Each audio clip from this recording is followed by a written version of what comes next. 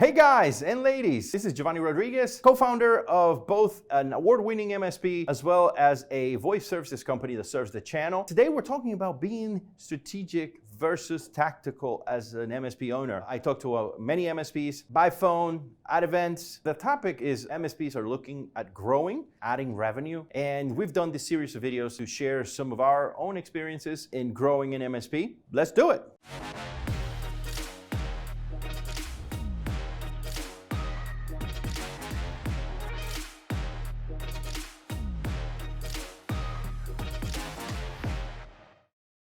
So this is a big challenge, I think. Any startup MSP would tell you that one of the most difficult transitions that they have is going from being very tactical, being the engineer, being the help desk, and doing the day-to-day, to taking a more strategic position. That's difficult because the work has to be done.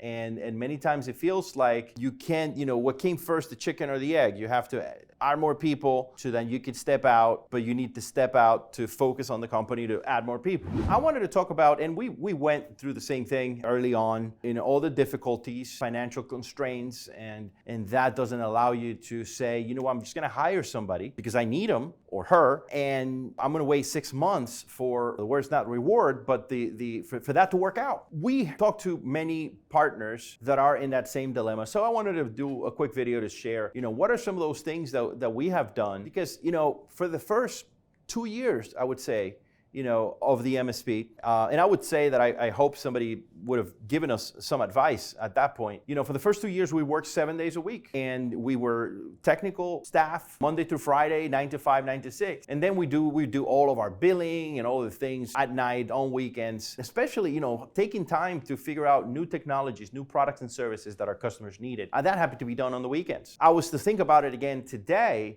I would probably do some things differently. So what are some of those lessons, some of those things that I feel we could have done differently if we were doing this today? The first one is that I would leverage more partnership and vendor relationships that could help me amplify my business. I think there's another video where we talk about going deep with your vendors. But the reality is that, you don't have any marketing material, lead generation engines. If you get close to a few of your vendors and you leverage their lead generation, they might get their certifications and you might be able to get some leads coming in your way, but also leverage their marketing material. And I won't go too extensive on that. Check out that other video. One of the biggest things that we felt it was an impediment to our growth and an impediment to us stepping back was the fact that we were servicing customers and answering phones, right? And we didn't have the funds to actually go in and build a true help desk. So we roughed it out. So today, there are companies out there that you can outsource certain pieces of your business, whether you want to do that permanently or you want to do that until you're able to build your own. But what happens, I have a partner in mind that I've been, I would say, mentoring or coaching, however you want to look at it. That's one of the next steps. This particular person has a couple of people that are working part-time, and he is the help desk, the biller, the salesperson. He's a network engineer and server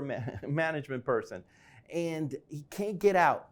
It's just trapped there. He hasn't been able to take a vacation in a year. So some of the pieces that you're able to put in place, some of my advice is bring in an outsourced help desk service. Now that help desk service can help you with your NOC, monitoring, remediating, first level support, speaking to your customer, so you increase the response time on the people that you're talking to on the phone. Now you might still need to go and do some field work, but that step, which will be probably a fraction of that full-time person that you need to hire, would allow you to go out and do more sales, would allow you to spend more time streamlining some of your services. Segment your business into logical areas where you can say, all right, this is an area that I must have in-house. This is an area that I must outsource, whether permanently or temporary. And what happens is you are able to go after businesses or go after customers you wouldn't be able to touch because you were not ready. So I talk about break-fix providers where they're looking to make that transition from a break-fix provider to a true MSP. And the differentiation is that you cannot bill at the MSP level